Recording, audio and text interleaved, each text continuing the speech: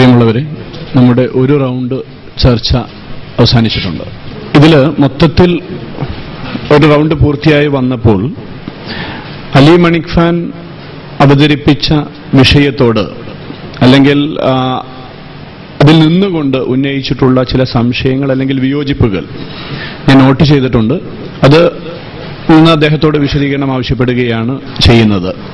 ആദ്യമായിട്ടുള്ളത് international date line എന്നതിനെ സംബന്ധിച്ചുകൊണ്ടുള്ള ചില സംശയങ്ങളായിരുന്നു. ഇത് എന്താണ്, അല്ലെങ്കിൽ അതുതന്നെ വേണമോ, മറ്റേതെങ്കിലും ആകാൻ പറ്റില്ലേ എന്നൊക്കെയാണ്. ചില ആളുകൾ പകരം മക്ക സ്വീകരിച്ചാൽ മതി, ഇന്റർനാഷണൽ ഡേറ്റ് ലൈൻ ഒരുപാട് തകരാറുകളുണ്ട്, അതിനകത്ത് പലപ്പോഴും കറക്ഷൻസ് ഉണ്ടായിട്ടുണ്ട് തുടങ്ങിയിട്ടുള്ള കാര്യങ്ങളൊക്കെ സൂചിപ്പിച്ചിട്ടുണ്ട്.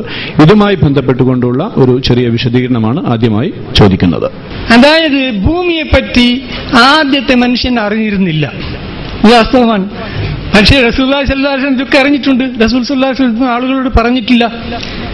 റസൂലുള്ളാഹി സ്വല്ലല്ലാഹു അലൈഹി വസല്ലം പറഞ്ഞത് എന്താണെന്നറിയോ? ഞാൻ അറിയുന്ന കാര്യങ്ങളെല്ലാം നിങ്ങൾ അറിഞ്ഞിരുന്നെങ്കിൽ നിങ്ങൾ കരഞ്ഞുകൊണ്ടേയിരിക്കും, ചിരിക്കൂല. അപ്പൊ റസൂലിന് അള്ളാഹു പലതും കാണിച്ചു കൊടുത്തിനെല്ലാം അറിയാം. അപ്പോ ജനങ്ങളോട് സംസാരിക്കുമ്പോൾ നമ്മൾ അവരുടെ അറിവിനനുസരിച്ച് സംസാരിക്കാൻ പറ്റുള്ളൂ. അതുകൊണ്ട് ആരും ഇത് പറഞ്ഞില്ല. പക്ഷേ മഹാന്മാർ ഇത് അറിഞ്ഞിട്ടില്ലെന്ന് നമുക്ക് പറയാൻ പറ്റുമോ? ഒരിക്കലുമില്ല. മഹാപണ്ഡിതന്മാർ, ഇമാമുകൾ ഇത് ഭൂമിയുടെ ഈ അവസ്ഥയെപ്പറ്റി മനസ്സിലാക്കി വന്നു. പക്ഷെ പൊതുവിശ്വാസത്തെ എതിർത്തുകൊണ്ടുള്ള ഒരു പ്രഖ്യാപനം അവർ ചെയ്തിട്ടില്ല. അത് കുഴപ്പമുണ്ടാക്കും, അതുകൊണ്ട് അവർ പറഞ്ഞില്ല. അപ്പോ ഇങ്ങനെ ജീവിച്ചുകൊണ്ട് മനുഷ്യൻ ആദ്യം ഈ വാനങ്ങളെയും ഇതിലെയും നിരീക്ഷിക്കാൻ തുടങ്ങി. അവർക്ക് ദിനരാത്രങ്ങൾ മനസ്സിലായി. ഇങ്ങനെ പറഞ്ഞുകൊണ്ട് മാസത്തെപ്പറ്റി അവർ ചിന്തിച്ചു. മാസം ചന്ദ്രനിലാണ് ഉള്ളത്, ചന്ദ്രമാസപ്രകാരം അവർ കണക്കാക്കിക്കൊണ്ടുവന്നു. ഇങ്ങനെ കുറെ കഴിഞ്ഞപ്പോഴാണ് പിന്നെ ഈ ഭൂമി ഗോളമാണെന്ന സത്യം ജനങ്ങൾ അറിയുന്നത്. അതെപ്പോഴാണ്? അത് കൊളംബസ് അമേരിക്കയിൽ എത്തിപ്പെട്ടു. കൊളംബസ് അമേരിക്കയിൽ എത്തി. എന്തിനു വേണ്ടി? ഈ അടുത്ത് ഇന്ത്യയിലേക്ക് വരാനുള്ള ഷോർട്ട് ട്രേഡ് റൂട്ട് കണ്ടുപിടിക്കാൻ വേണ്ടിയാണ് കൊളംബസ് ഇന്ത്യയിലേക്ക് പിന്നെ ആദ്യമായിട്ട് അമേരിക്കയിൽ എത്തിപ്പെട്ടത്. അദ്ദേഹം കേപ്പ് ഓഫ് ഗുഡ് ഹോപ്പിൽ വരികയും സാധാരണ വരുന്നതിനെതിരായിട്ട് മറ്റേ ഭാഗത്തേക്ക്, പടിഞ്ഞാറ് ഭാഗത്തേക്ക് യാത്ര ചെയ്യുകയും ചെയ്തു. എല്ലാവരും എതിർത്തെങ്കിലും അദ്ദേഹം അങ്ങനെ ചെയ്തു. അതിന്റെ അടിസ്ഥാനത്തിൽ വെസ്റ്റ് ഇൻഡീസ് എന്ന് പറയുന്ന സ്ഥലത്ത്, ദ്വീപുകളിൽ എത്തിപ്പെട്ടു. അവരന്ന് വിചാരിച്ചത് ഇന്ത്യയിലെ ഒരു ഭാഗമാണ്, അതുകൊണ്ടാണ് വെസ്റ്റ് ഇൻഡീസ് തന്നെ അതിന് പേര് വന്നത്. അവിടെയുള്ള ആളുകളെ റെഡ് ഇന്ത്യൻസ് എന്നും വിളിച്ചു. ഇദ്ദേഹം തിരിച്ചു വന്നതിന് ശേഷം അവർ വിചാരിച്ചത് ഇദ്ദേഹം ഇന്ത്യയിൽ പോയിട്ട് വന്നതാണ് എന്നാണ്. ഉറപ്പായിട്ടില്ല. പിന്നെ അദ്ദേഹം മരിച്ചതിന് ശേഷമാണ് അറിയുന്നത് അദ്ദേഹം പോയ സ്ഥലം വേറൊരു സ്ഥലമാണത്, മറുഭാഗത്തുള്ള, ഭൂമിയുടെ മറുഭാഗത്തുള്ള സ്ഥലമാണ്. അപ്പോഴേക്കും മനസ്സിലായോ ഇത് ഗോളമാണ്, ചുറ്റി സഞ്ചരിച്ചാൽ എത്തും. അതായത് പടിഞ്ഞാറോട്ട് തന്നെ അല്ലെങ്കിൽ കിഴക്കോട്ട് തന്നെ യാത്ര ചെയ്താൽ അവസാനം ആ തുടങ്ങിയ സ്ഥലത്ത് തന്നെ എത്തും എന്നുള്ള ബോധമുണ്ടായി. ഇത് മുമ്പേ തന്നെ ആളുകൾ പറയുന്നുണ്ടായിരുന്നു, പക്ഷെ ആരും വിശ്വസിച്ചിട്ടില്ല. ഇത് അരിസ്റ്റോട്ടിൽ, മറ്റേ പൈത്തഗോറാസ്, ഇവർക്കിത് പറഞ്ഞിട്ടുണ്ട്, പക്ഷെ ആരും വിശ്വസിച്ചിട്ടില്ല. ഇങ്ങനെ ഇതിനെപ്പറ്റി ഇനി അവര് എന്ത് ചെയ്തു? ഇത് നോക്കാൻ വേണ്ടിയിട്ട് മെഗലാൻ പറഞ്ഞു, ഞാൻ ചുറ്റി സഞ്ചരിക്കാം, അപ്പോൾ ഇത് മനസ്സിലാവല്ലോ എന്ന് പറഞ്ഞപ്പോൾ അവരുടെ ഗവൺമെന്റ് കുറെ കപ്പലുകളും ആളുകളും ഇദ്ദേഹത്തെ സഹായിക്കാനായി കൊടുത്തു. ഇദ്ദേഹം യാത്ര തുടർന്നു. അങ്ങനെ ചുറ്റിക്കറങ്ങി അവസാനം കുറെ കാലം കഴിഞ്ഞിട്ടാണ് തുടങ്ങിയ സ്ഥലത്ത് എത്തിച്ചേരുന്നത്. അപ്പോഴേക്കും എന്തായി? ഇദ്ദേഹം തന്നെ മരിച്ചു ആ യാത്രയിൽ. പിന്നെ കൂടെയുള്ള കുറെ കപ്പലുകൾ, 10-12 കപ്പലുകൾ പുറപ്പെട്ടിരുന്നു. അതിൽ 3-4 കപ്പൽ മാത്രമാണ് തിരിച്ചു വന്നത്. കൊള്ളയിലും കോളിലും ആയി ഈ കപ്പലുകളെല്ലാം നശിച്ചു. ഇങ്ങനെ വന്ന് അവസാനം അവര് എത്തിപ്പെട്ടത് തുടങ്ങിയ സ്ഥലത്ത് തന്നെ. പിന്നെ അവരുടെ ലോഗ് പുസ്തകം മനസ്സിലാക്കി. അവർ ഓരോ ദിവസവും ഇത് എഴുതി വെക്കും. ഇങ്ങനെ സംഭവങ്ങളും എത്തുന്ന സ്ഥലവും ദിവസവും ഓരോ ദിവസവും മാറ്റിക്കൊണ്ടാണല്ലോ പോവുക. അവസാനം അതിൽ നിന്ന് മനസ്സിലായി ഒരു ദിവസം നഷ്ടപ്പെട്ടു. ഇവര് ദിവസത്തിനും എത്തിയ സ്ഥലത്തെ ദിവസത്തിനും ഒരു ദിവസത്തിന് വ്യത്യാസം വന്നു. അപ്പോഴാണ് മനസ്സിലാവുന്നത് ചുറ്റി സഞ്ചരിച്ചാൽ ഒരു ദിവസം നഷ്ടമാകും എന്നുള്ളത്. കിഴക്കോട്ട് പോയാൽ ഒരു ദിവസം നഷ്ടമാകും, അങ്ങോട്ട് പോയാൽ ഒരു ദിവസം കൂടും എന്നുള്ള മനസ്സിലായി. അപ്പൊ അവരെന്ത് ചെയ്തു? ഇത് എവിടെ വെച്ചിട്ടാണ് മാറുന്നത് എന്നതിന്റെ പിന്നെ റിസർച്ചാണ് നടന്നത്.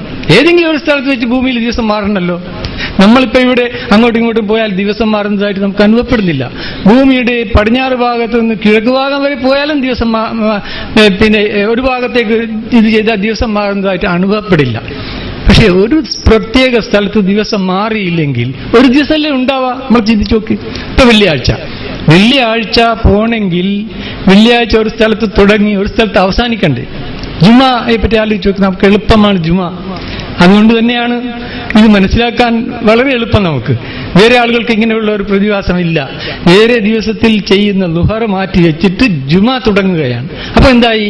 ജുമ തുടങ്ങിക്കൊണ്ട് 24 മണിക്കൂർ കഴിഞ്ഞ് അവിടെ എത്തിയാൽ ജുമ അവസാനിച്ച് പിന്നെ ളുഹർ തുടങ്ങും. ഇതാണ് പിന്നെ ദിവസം മാറുന്ന സ്ഥലം. അത് നമുക്ക് എളുപ്പത്തിൽ മനസ്സിലാവും. ഈ ജുമ ഉള്ളത് കൊണ്ട് നമുക്ക് എളുപ്പത്തിൽ മനസ്സിലാവും. പക്ഷേ ജനങ്ങൾക്ക് ഈ സ്ഥലം എവിടെയാണെന്ന് അന്ന് അറിയില്ല, ആർക്കും അറിയില്ല. റസൂലുള്ളാഹി സ്വല്ലല്ലാഹു അലൈഹി വസല്ലം കാലഘട്ടത്തിൽ ആഫ്രിക്കൻ കോസ്റ്റ്, വെസ്റ്റേൺ കോസ്റ്റ് മുതൽ ഈ ചൈന കോസ്റ്റ് വരെ മാത്രമായിരുന്നു ജനങ്ങൾ അറിഞ്ഞിരുന്നത്. അതുകൊണ്ടാണ് ഏറ്റവും ദൂരമുള്ള സ്ഥലം ചൈനയായിട്ട് അന്ന് പറയപ്പെട്ടിരുന്നത്. അപ്പോ ഇതിനെപ്പറ്റി പിന്നീട് അവര് സെർച്ച് ചെയ്തു. ഈ സ്ഥലം, അതായത് ഈ ദിവസം മാറുന്ന സ്ഥലം ലോകത്ത് എവിടെയാണ് ഉള്ളത്. അതിനുവേണ്ടി യാത്രകൾ നടത്തിയത് ക്യാപ്റ്റൻ കുക്കാണ്. ക്യാപ്റ്റൻ കുക്ക് വളരെയധികം യാത്രകൾ നടത്തിയിട്ടുണ്ട്. അദ്ദേഹം വടക്കോട്ടും തെക്കോട്ടും എല്ലാ സമുദ്രങ്ങളിലും അദ്ദേഹം യാത്ര ചെയ്തു. അദ്ദേഹത്തിന്റെ ഒരു യാത്രയിൽ ഈ ചൈന കോസ്റ്റിൽ നിന്ന് പുറപ്പെട്ട്, അന്ന് കണക്കും കാര്യമൊന്നും ഉണ്ടായിരുന്നില്ല, അവർ കാറ്റിന്റെ ഗതി അനുസരിച്ച് ഒരു ഭാഗത്തേക്ക് യാത്ര ചെയ്ത് പോയതെന്നല്ലാതെ അവർക്ക് അതിന്റെ ഉള്ള സ്ഥാനങ്ങളുടെ കണക്കോ അതോ കൃത്യമായിട്ട് അറിയില്ല. അങ്ങനെ കറങ്ങിക്കൊണ്ട് കുറേ മാസങ്ങൾ കഴിഞ്ഞിട്ടാണ് മറ്റേ അമേരിക്കയിലെ ഒരു സ്ഥലത്തെത്തുന്നത്. അപ്പോഴേക്കും മനസ്സിലായി ഇദ്ദേഹത്തിന്റെ ദിവസത്തിനും അവിടെയുള്ള ദിവസത്തിനും വ്യത്യാസമുണ്ട്. അപ്പോൾ മനസ്സിലായി ഇവിടെ ഇതിന്റെ രണ്ടിന്റെ ഇടയിൽ തന്നെയാണ് ഈ ദിവസമാറ്റം സംഭവിക്കുന്നത്. പിന്നെ അവിടെയുള്ള ദ്വീപുകളെല്ലാം ഏത് ദ്വീപിൽ ഏത് ദിവസമാണുള്ളത് എന്നതിൻ്റെ ഒരു സർവേ നടത്തി. എന്നിട്ട് ഇത് നേരെയാക്കാൻ സാധിക്കാത്തതുകൊണ്ടാണ് അത് വളച്ചിരിക്കുന്നത്. കാരണം അള്ളാഹു മനുഷ്യരെ എത്തിച്ചിട്ടുണ്ട്. അവർ പോയ സമയത്ത് ദിവസം കൊണ്ടുപോയവർ സ്ഥാപിച്ചു. ഈ ഭാഗത്തുനിന്ന് പോയവർ കുറച്ച് അങ്ങോട്ടേക്ക് അതിക്രമിച്ചു, മറ്റേ ഭാഗത്തുനിന്ന് വന്നവർ കുറച്ച് അങ്ങോട്ടേക്കും അതിക്രമിച്ചതുകൊണ്ട് ഈ രേഖ നേരെയാക്കുക സാധ്യമല്ല. അത് അവരുടെ ദിവസം മാറ്റാൻ അവരോട് കൽപ്പിക്കുന്നതും ശരിയല്ല. അപ്പോൾ അത് വെച്ചും കൊണ്ടാണ് അവർ ഈ ഡേറ്റ് ലൈൻ നിശ്ചയിച്ചത്.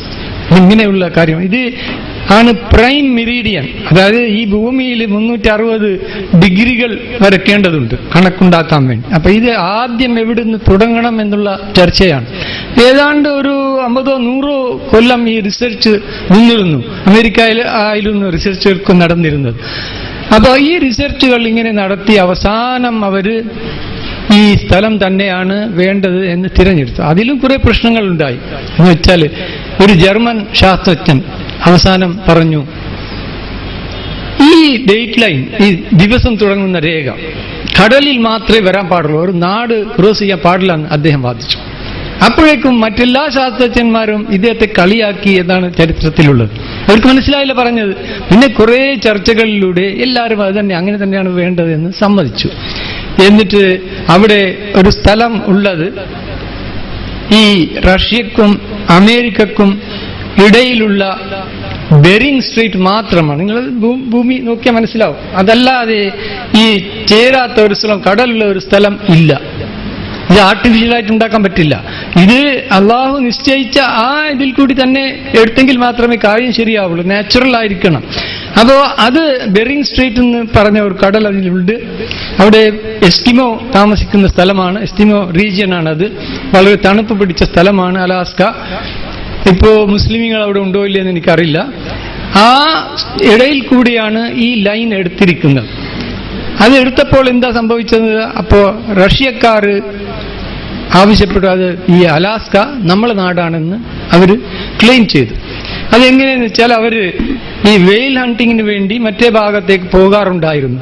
ആ പോകുന്ന സമയത്ത് അവരുടെ ചിഹ്നങ്ങൾ കൊണ്ടുപോയി അവിടെ സ്ഥാപിച്ചു. അവരുടെ നാടായിട്ട് അവർ ഇത് ചെയ്തു. ഇന്റർനാഷണൽ ലോ പ്രകാരം ഒരാൾ ഒരു സ്ഥലത്ത് പോയി ആ സ്ഥലം താമസിച്ച് അവിടെ താമസം ഉറപ്പിച്ചാൽ അയാളെ അവിടെ നിന്ന് പുറത്താക്കാൻ പറ്റില്ല.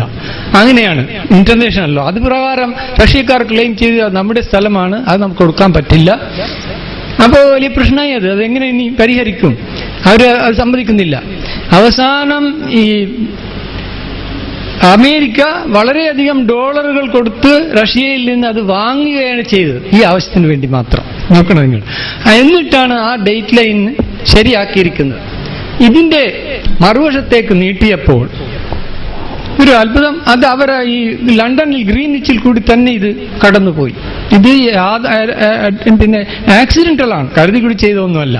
ഈ ലൈനിന്റെ നേരെ ഓപ്പോസിറ്റ് സൈഡാണ് ഗ്രീനിച്ച് കിടക്കുന്നത്. അപ്പൊ മുമ്പേ തന്നെ ഗ്രീനിച്ചിൽ ഒരു ഒബ്സർവേറ്ററി ഉണ്ടായിരുന്നു, പല ഒബ്സർവേറ്ററികളും ഉണ്ടായിരുന്നു, കൊർദോവയിലുണ്ടായിരുന്നു, ഇന്ത്യയിലുണ്ടായിരുന്നു, പല സ്ഥലത്ത് വെച്ചിട്ടും കണക്കുകൾ ചെയ്ത് വരുന്നുണ്ടായിരുന്നു. അതേസമയത്ത് ഈ ഗ്രീനിച്ചിലും ഒരു ഒബ്സർവേറ്ററി ഉണ്ട്, അത് വെച്ചുകൊണ്ടായിരുന്നു എല്ലാ കണക്കുകളും ചെയ്തിരുന്നത്. ഇപ്പൊ നേരെ ഓപ്പോസിറ്റ് സൈഡിൽ അത് വന്നതുകൊണ്ട് അത് വളരെ സൗകര്യമായി അത് തന്നെ 0 ആക്കാം. എന്നിട്ട് അതിന്റെ ഓപ്പോസിറ്റ് സൈഡ് ഡേറ്റ് ലൈൻ ആയിട്ടും പ്രഖ്യാപിച്ചു. ഇതാണ് ഇന്റർനാഷണൽ ഡേറ്റ് ലൈൻ. അപ്പോ ഈ ഡേറ്റ് ലൈനിന്റെ അടിസ്ഥാനത്തിലാണ് എന്ത് കിടക്കുന്നത്, നമ്മൾ ടൈം കിടക്കുന്നത്. നമ്മൾക്ക് ഇപ്പോഴത്തെ ടൈം സിസ്റ്റം ഉണ്ടല്ലോ, ഇതിനുമായി ബന്ധപ്പെട്ടതാണ്. നമ്മൾ IT എന്ന് പറയുന്നത് ടൈമിനെ പറ്റി ഇനി പറയുകയാണെങ്കിൽ ലോക്കൽ ടൈമുണ്ട്, ലോക്കൽ മീൻ ടൈമുണ്ട്, സ്റ്റാൻഡേർഡ് ടൈമുണ്ട്. ഓരോ നാട്ടുകാർക്കും അവരുടെ സ്റ്റാൻഡേർഡ് ടൈം ഉണ്ടാകും. സ്റ്റാൻഡേർഡ് ടൈം എന്ന് പറയുന്നത്, നമ്മൾ ഇന്ത്യ ഒരു 1.5 മണിക്കൂറോളം വിസ്തീർണമുള്ള സ്ഥലമാണ്. ഇവിടെ ഒരു ഏകീകൃത ടൈം ഇല്ലെങ്കിൽ നമുക്ക് നമ്മുടെ കാര്യങ്ങൾ ചെയ്യാൻ പറ്റില്ല, ഞാനും നിങ്ങളും കാണാൻ പറ്റില്ല. കാരണം ടൈം വ്യത്യാസപ്പെട്ട വലിയ കുഴപ്പമുണ്ടാവും. അതുകൊണ്ട് നമ്മൾ എന്ത് ചെയ്തു, ഏകീകൃത ടൈം അംഗീകരിച്ചു. അതാണ് ഇന്ത്യൻ സ്റ്റാൻഡേർഡ് ടൈം എന്ന് പറയുന്നത്. ഇതിനെ എടുത്തിരിക്കുന്ന രേഖ 82.5 ഡിഗ്രിയാണ്. അതാണ് ഇന്ത്യൻ സ്റ്റാൻഡേർഡ് ടൈമിന്റെ ബേസ്. പണ്ടുകാലത്ത് മദ്രാസ് ടൈം എന്ന് പറയും. മദ്രാസിന്റെ അടുത്തുകൂടി ആ ലൈൻ കടന്നു പോകുന്നത് കൊണ്ട് ഇതിനെ ആളുകൾ അന്ന് മദ്രാസ് ടൈം എന്ന് വിളിച്ചു. മദ്രാസിന്റെ ടൈം അല്ലാതെ ആ രേഖയിലെ മീൻ ടൈമാണ് ഇന്ത്യൻ സ്റ്റാൻഡേർഡ് ടൈം. അത് ഗ്രീനിച്ചുമായി ബന്ധപ്പെടുത്തുമ്പോൾ 5.5 മണിക്കൂർ വ്യത്യാസമുണ്ട്. ഇങ്ങനെ ഓരോ നാട്ടിനും ഈ ഗ്രീനിച്ചുമായി ബന്ധപ്പെടുത്തി എന്ത് ചെയ്യുന്നു, ടൈം നിശ്ചയിക്കുന്നു. ഈ ടൈമാണ് നമ്മൾ ഇപ്പൊ അംഗീകരിച്ചിരിക്കുന്നത്. പഴയ കാലത്ത് വാച്ച് ഉണ്ടാക്കിയപ്പോൾ നമ്മൾ 6 മണിക്ക് സമയം മാറ്റുന്ന സമ്പ്രദായം ഉണ്ടായിരുന്നു. ഇതിന് ഗുറൂബ് ടൈം എന്ന് പറയും. 6 മണി, വൈകുന്നേരം 6 മണിക്ക് വാച്ച് ഒപ്പിക്കുന്ന ടൈം. പിന്നെ തുളു ടൈം എന്ന് പറയും, ഉദിക്കുന്ന സമയത്ത് വാച്ച് ഒപ്പിക്കുന്ന ടൈം. പിന്നെ വേറൊരു ടൈം സവാൽ ടൈമാണ്. ഏറ്റവും ശരിയായ ടൈം സവാൽ ടൈമാണ്. മറ്റേ രണ്ടും ശരിയാകയില്ല. കാരണം അത് ഭൂമിയുടെ മേലെ കൂടിയാണ് നമ്മൾ നോക്കുന്നത്. ഉയർന്ന സ്ഥലങ്ങളുണ്ടാവും, താഴ്ന്ന സ്ഥലങ്ങളുണ്ടാവും, കുഴികളുണ്ടാവും. അപ്പം നമുക്ക് ഈ ശരിയായിട്ടുള്ള അസ്തമനവും ഉദയവും ഒന്നും ശരിക്കും മനസ്സിലാക്കാൻ പറ്റില്ല. പക്ഷെ ഉച്ച സമയത്ത് അത് ശരിയായിരിക്കും. ഏത് സ്ഥലത്ത് നോക്കിയാലും ഒരു ലോഞ്ചിറ്റ്യൂഡിന്റെ ഉച്ച ശരിയായ ഉച്ചയായിരിക്കും. അതുകൊണ്ടാണ് ഈ ഉച്ച സമയം നമ്മൾ ഈ കണക്കിന്റെ അടിസ്ഥാനത്തിനായി എടുക്കുന്നത്. അതിനിപ്പോ മെരീഡിയൻ എന്ന്, ഓരോ നക്ഷത്രം ഓരോ സാധനങ്ങളും മെരീഡിയനിൽ വരുമ്പോഴാണ് നമ്മൾ ഭൂമി ഒരു പ്രാവശ്യം ചുറ്റി എന്ന് കണക്കാക്കുന്നത്. ആ വക്തിലാണ് നമുക്ക് ലുഹർ വെച്ചിരിക്കുന്നത്. വളരെ മുഖ്യമായ ഒരു സമയമാണ് അത്. ലുഹർ ആ സമയത്ത് വെച്ചിട്ടുണ്ട്. അപ്പൊ അതേ സമയത്ത് തന്നെയാണ് ഈ ജുമായും ലുഹറും മാറുന്നതിന്റെ പ്രതിഭാസം വരുന്നത്.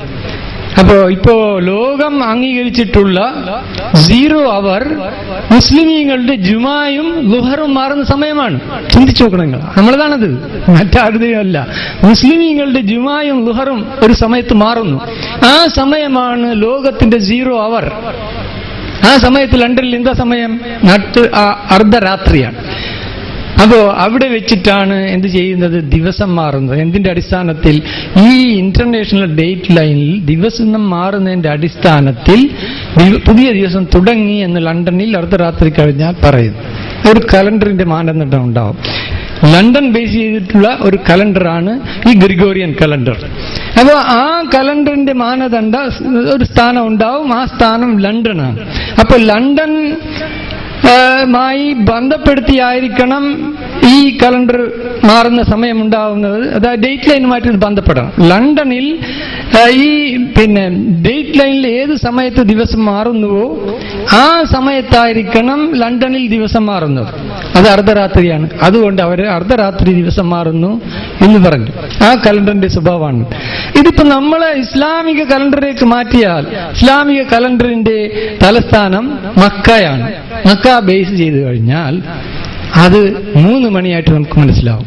ആ സ്റ്റാൻഡേർഡ് ടൈമിലേക്ക് വരുത്തിയാൽ മറ്റേ സൗദി അറേബ്യൻ സ്റ്റാൻഡേർഡ് ടൈം പ്രകാരം 3 മണിയായിരിക്കും ആ സമയം, സുബഹ് സമയം. ആ സമയത്ത് തന്നെ റസൂലുള്ളാഹി സ്വല്ലല്ലാഹു അലൈഹി വസല്ലം കാലത്ത് ദിവസം മാറ്റം തുടങ്ങിയിരുന്നു.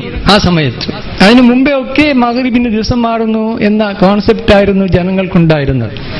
അത് പിന്നെ നിങ്ങൾ കേട്ടിട്ടുണ്ടാവും, ഈ രാത്രി അവസാനിച്ചതോടെ പുതിയ ദിവസം തുടങ്ങിയ ആശയമായിരുന്നു അന്നുണ്ടായിരുന്നത്. അത് ഈ വക്കുലു വശ്റബു ഹത്താ യതബയ്യന ലക്കുമുൽ ഖൈത്തുൽ അസ്വദു മിനൽ ഫജ്രി അത് വന്നപ്പോൾ എന്തായി, ആ സമയത്തേക്ക് അത് മാറി. അപ്പോഴാണ് ദിവസം മാറുന്നത്, പുതിയ ദിവസം തുടങ്ങുന്നത് അവിടെ വെച്ചിട്ടാണ്. പുതിയ ദിവസം ഈ മഗ്രിബിന് ആരംഭിക്കുന്നില്ല. അതുകൊണ്ടാണ് നമ്മളെ ഇസ്ലാമിക കലണ്ടർ മാനദണ്ഡം മക്കയിൽ 3 മണിയായിട്ടാണ് ശാസ്ത്രീയമായിട്ട് വെക്കേണ്ടത്. അതിൽ അങ്ങനെ വെക്കുന്നതിൽ യാതൊരു എതിർപ്പും പിന്നെ ദീനിലില്ല. പക്ഷേ ഒരു അർദ്ധരാത്രി മാറ്റണം എന്ന് പറഞ്ഞാൽ അത് ശരിയാവില്ല. അർദ്ധരാത്രി അല്ലെങ്കിൽ മഗ്രിബിന് ശേഷം മാറ്റിയാൽ ഈ ഇന്റർനാഷണൽ ഡേറ്റ് ലൈനുമായിട്ട് അത് ആ സമയം യോജിക്കില്ല. അതുകൊണ്ട് അത് ശാസ്ത്രീയമാവില്ല. ശാസ്ത്രീയമാവണമെങ്കിൽ മക്കയിലെ 3 മണിക്കായിരിക്കണം ഇസ്ലാമിക കലണ്ടർ മാറുന്നത് എന്ന് വെച്ചാൽ മാത്രമേ ശരിയാവുള്ളൂ. ഒരു കലണ്ടർ ആവിഷ്കരിക്കുമ്പോൾ ആ കലണ്ടർ ഒരു സ്ഥലത്തെ അടിസ്ഥാനപ്പെടുത്തിയായിരിക്കും ചെയ്യുന്നത്. അതല്ലാതെ കലണ്ടർ ചെയ്യില്ല. ഇപ്പൊ ഇന്ത്യയിലെ ഒരു കലണ്ടർ ആണെങ്കിൽ ഉദിക്കുന്ന സമയത്തെ അത് മാറുള്ളൂ. അതും ഇവിടുത്തെ ഉച്ചയുമായിട്ട് ബന്ധപ്പെടും. ഡേറ്റ് ലൈനിലെ ഉച്ചയുമായിട്ട് ഇനി ഇന്ത്യയിലെ ഉദയ സമയം ബന്ധപ്പെടും. അങ്ങനെ തന്നെയായിരുന്നു പഴയ കാലത്തെ ഋഷിമാരെല്ലാം ഇന്ത്യൻ കലണ്ടർ ഈ ഉദിക്കുന്നതോടെ മാറ്റിയിരുന്നത്. ഇനിയിപ്പൊ അമേരിക്കയിൽ ഒരു കലണ്ടർ ഉണ്ടാക്കുകയാണെങ്കിൽ അവരുടെ ആ കലണ്ടർ ഡേ മഗ്രിബിനെ മാറുള്ളൂ. ഇസ്ലാമിക കലണ്ടറിലേക്ക് വന്നു കഴിഞ്ഞാൽ ഈ അർദ്ധരാത്രി കലണ്ടർ മാറ്റാൻ പറ്റില്ല. അർദ്ധരാത്രി അല്ലല്ലോ നമ്മളെ ദിവസത്തിന്റെ അവസാനം. നമ്മളെ ദിവസത്തിന്റെ അവസാനം പിന്നെ ഈ സുബഹിന് മുമ്പേ ഉള്ള 1 മണിക്കൂറിന്റെ വക്താണ്. ആ സമയത്ത് ആണ് ദിവസം ഇസ്ലാമിക കലണ്ടറിന്റെ അടിസ്ഥാനത്തിൽ മാറാം. അപ്പൊ അങ്ങനെ വരുമ്പോൾ ഇപ്പോൾ ഈ നിലവിലുള്ള ഈ ടൈം സിസ്റ്റത്തിനും ഇസ്ലാമിക ടൈം സിസ്റ്റത്തിനും യാതൊരു വ്യത്യാസം വരില്ല. അത് തന്നെ നമുക്ക് അംഗീകരിക്കാം. ഒരു എതിർപ്പും ഇതില്ല. 2-3 ദിവസങ്ങളിൽ പിന്നെ 1-ാം തീയതി വരുന്നത് ഒരു വിരോധാഭാസമാണ്. ഒരു ദിവസത്തെ കുറിക്കാൻ ഒരു കലണ്ടറിൽ 2 ഡേറ്റ് ഉപയോഗിക്കാൻ പറ്റില്ല. ഒരു ദിവസത്തിന് ഒരു തീയതി എന്ന രീതിയിലാണ് കലണ്ടർ ഉണ്ടാവുക. ഒരു ദിവസം പെരുന്നാൾ അവിടെ, ഒരു ദിവസം പെരുന്നാൾ അവിടെ, ഇങ്ങനെ വരുന്ന വിരോധാഭാസം വരില്ല. അങ്ങനെയാണെങ്കിൽ നമ്മൾ പറയേണ്ടി വരും, ഇങ്ങനെയാണ് ഭൂമിക്കിറങ്ങുന്നത്, അങ്ങോട്ട് പോയി ഇങ്ങോട്ട് പോയി, പെരുന്നാൾ അങ്ങോട്ട് പോയി ഇങ്ങോട്ട് പോയി, അങ്ങനെയുള്ള വിരോധാഭാസം ഉണ്ടാവും. പ്രിയമുള്ളവരെ ശ്രദ്ധിക്കുക, 1-2 കാര്യങ്ങൾ കൂടെ അന്വേഷിക്കാനുണ്ട്. ഇതുവരെ നടന്ന ചർച്ചയ്ക്കിടയിൽ വന്നിട്ടുള്ള സംശയങ്ങൾ. ഇപ്പൊ ഇസ്ലാമിക ശരീഅത്തിൽ ഹിലാൽ കണ്ടാലാണോ എല്ലാ മാസങ്ങളും തുടങ്ങുന്നത് എന്ന ചോദ്യത്തിലേക്ക് നാം വന്നാൽ, ഓരോ മാസവും ഹിലാൽ കണ്ടിട്ടല്ല തുടങ്ങുന്നതെന്ന് നമുക്ക് മനസ്സിലാക്കാൻ പറ്റും. കാരണം റസൂൽ സല്ലല്ലാഹു അലൈഹി വസല്ലം കൽപ്പിച്ചിട്ടുള്ളത് 29-ന് ഹിലാൽ ഉണ്ടോ ഇല്ലേ എന്ന് മനസ്സിലാക്കാനാണ്. അപ്പോൾ 29-ന് ഹിലാൽ ഇല്ലെങ്കിൽ നമ്മൾ എന്താ ചെയ്യുന്നത്? 30 പൂർത്തിയാക്കിയിട്ട് മാസം തുടങ്ങുകയാണ്. ഈ 30 പൂർത്തിയായി തുടങ്ങുന്ന മാസങ്ങളെല്ലാം ഈ ഹിലാലിനെ ഒരാളും കാണാതെയാണ് തുടങ്ങുക. മനസ്സിലാക്കുന്നുണ്ടോ? ഈ 30 പൂർത്തിയാകുന്ന മാസങ്ങൾ ഒരു വർഷത്തിൽ കൂടുതലുണ്ട്. 6ഉം 7ഉം വരും. മറ്റേ 29, 6ഉം 5ഉം മാത്രമേ വരുള്ളൂ. ഇങ്ങനെ ഹിലാൽ കാണാതെ തുടങ്ങുന്ന മാസങ്ങൾ കൂടുതലാണ്. അപ്പോൾ അങ്ങനെ വരുമ്പോൾ ഹിലാൽ കാണലാണ് ദീനിൽ പിന്നെ മാസത്തിന്റെ മാനദണ്ഡം എന്ന് പറയുന്നത് ശരിയല്ല. അത് ഫിഖ്ഹിൽ എഴുതിയിട്ടുണ്ട്. ഹിലാൽ പിന്നെ 29-ന് ഉണ്ടെന്നുള്ള ഉറപ്പാവുകയോ 30 പൂർത്തിയാവുകയോ ചെയ്യുക എന്നതാണ് മാസത്തിന്റെ മാനദണ്ഡം.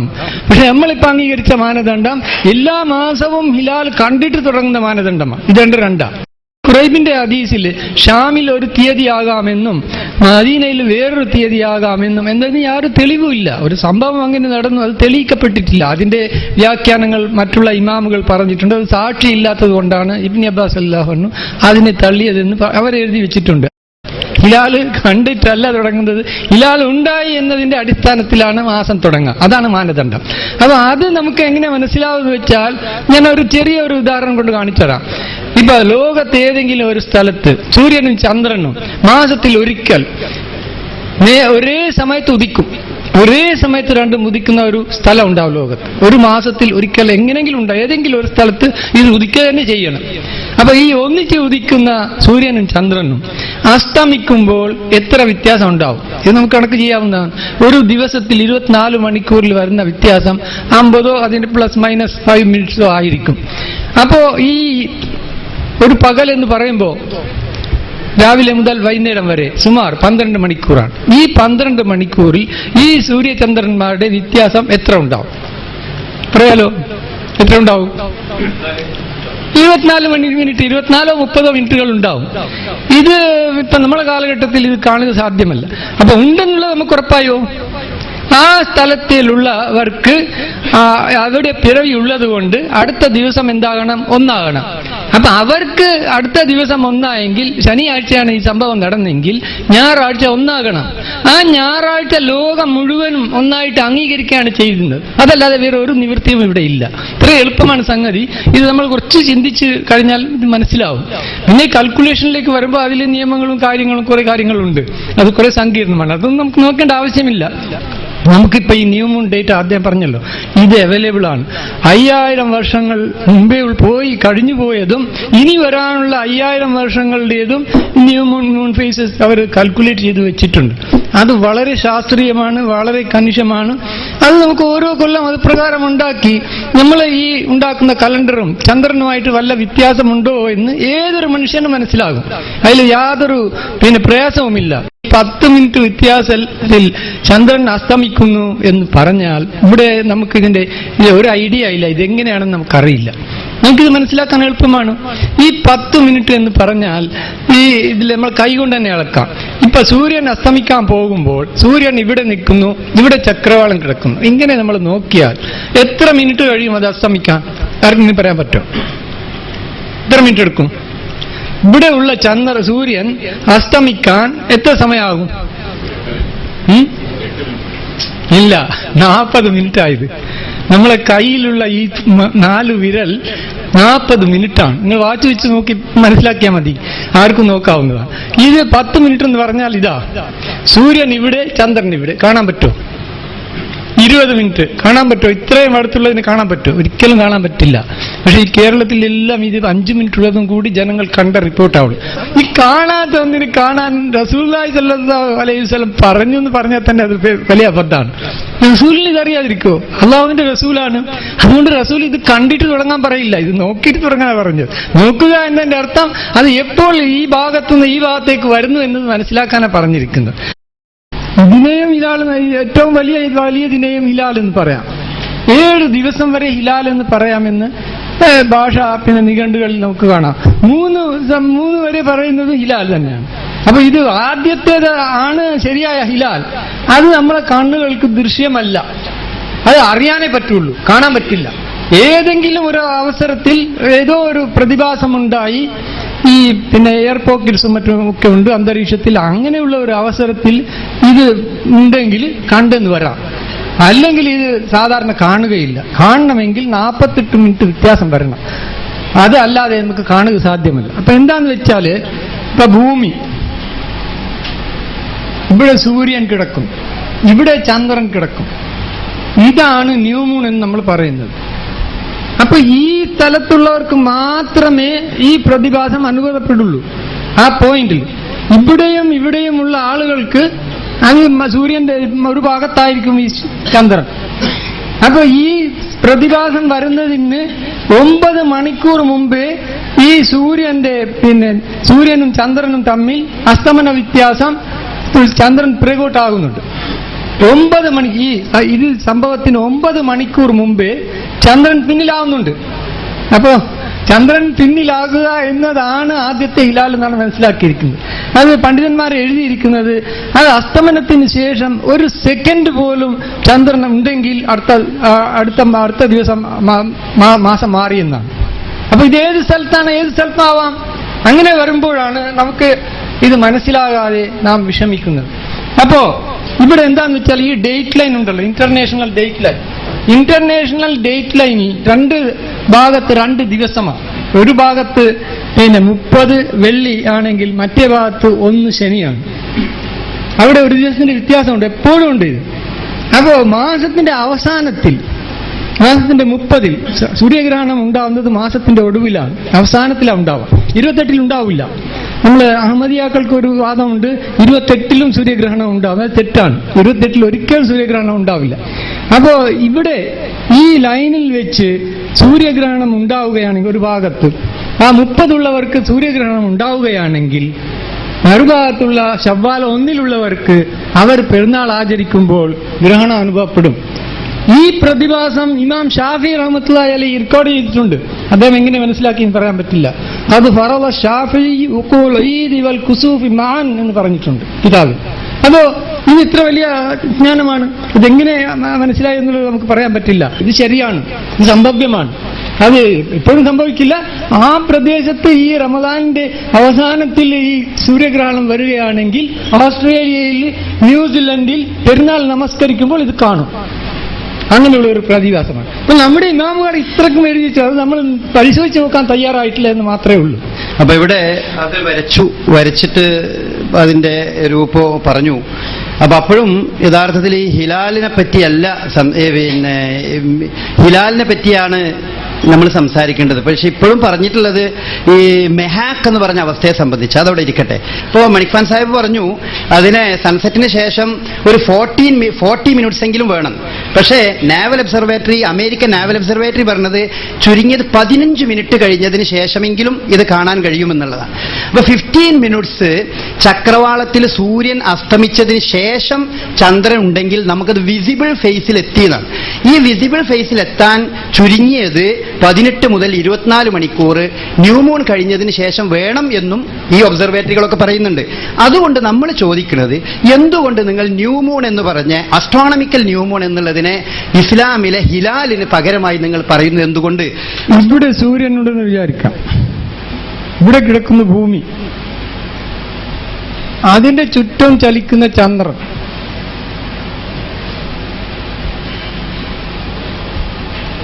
അത് 4 സ്ഥാനങ്ങളാണ്.